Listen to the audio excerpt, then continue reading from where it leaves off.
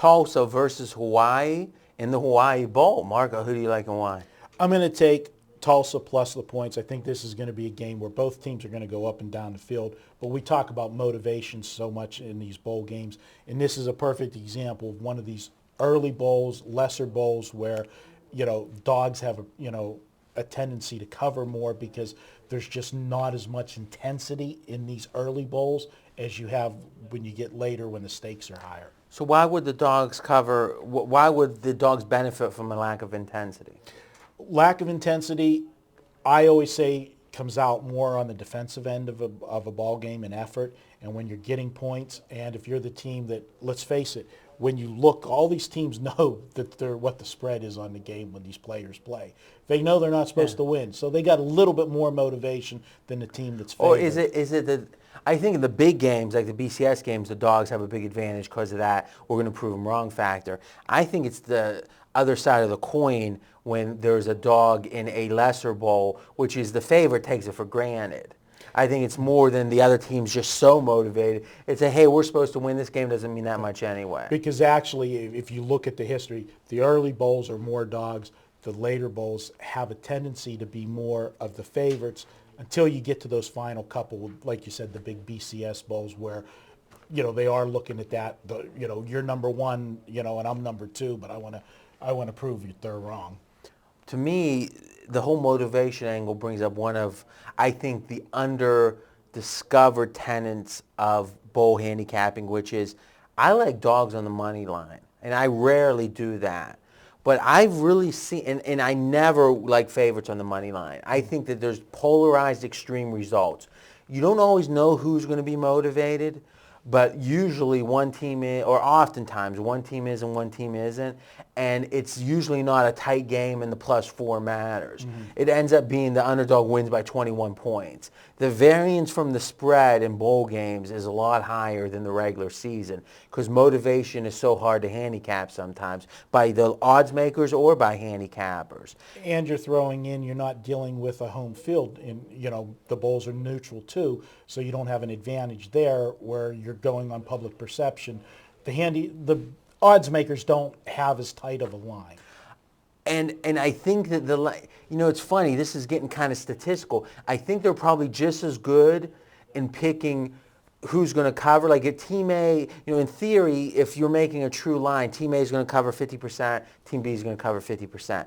I think that Vegas is no worse off, close to 50-50 on both. I just think whatever side covers is oftentimes further away from the line. It's an extreme result. Mm-hmm. So it's almost like, I wish I had a board here. It's almost like if you had a line and you had a circle in the middle of it, and or if you had a line down the middle of it and you say everything on this side's Team A winning, everything on this side Team B is winning.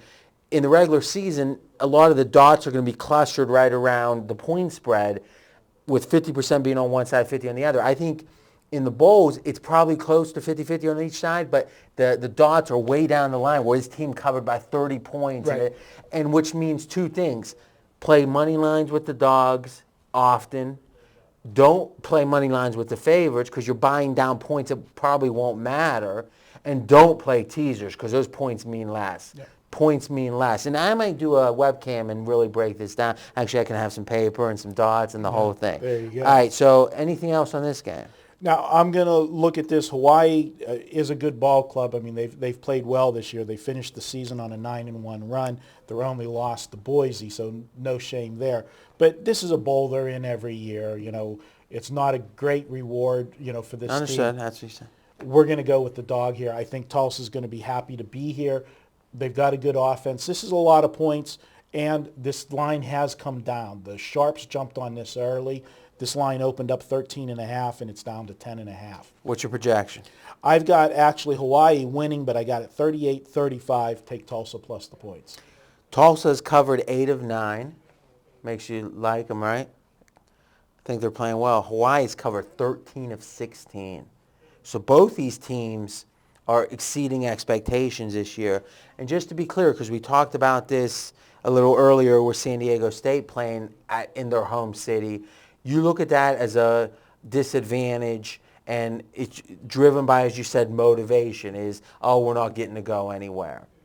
Now, would you agree with the following? Usually a road trip to Hawaii is a real negative. They have a bigger home field typically because of the travel. Would you agree that during a bowl game when the opponent's able to come out earlier, and if anything, it's the polar opposite. Hawaii's disappointed, but Tulsa gets to spend, these guys get to spend a week in Hawaii.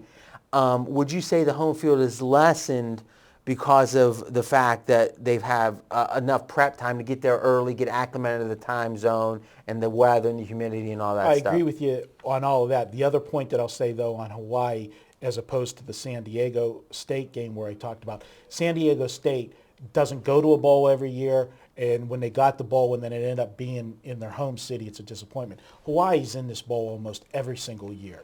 So that means you can't be too excited about it. You can't be too excited, but going in, I think they already know where they're going to end up, you know. So it's a letdown, but it's almost not as big of a letdown because you knew pretty much that's where you're going to be. So like if you ask a model out and she turns you down, it's like, well, you expected it.